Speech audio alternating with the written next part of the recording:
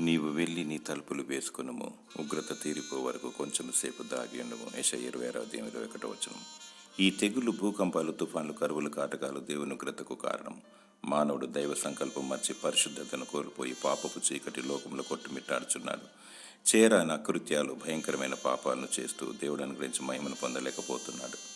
దురాశ పాపము కనును, పాపము పరిపక్వమగను. పాపమునకు వచ్చు జీతం మరణము, అనగా ఇది రెండవ మరణము. అగ్ని ఆరదు, పురుగు చావదు.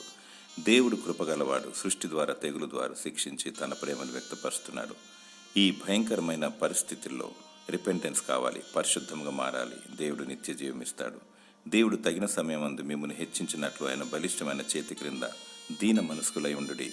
నా దాగుచోటు నీవే అని దావీదు భక్తుడు అంటున్నాడు. మన ఆశ్రయ దుర్గము దేవుడే. ఏ తెగులు నీ గుడారమును సమీపించదు. మానక ప్రార్థించము.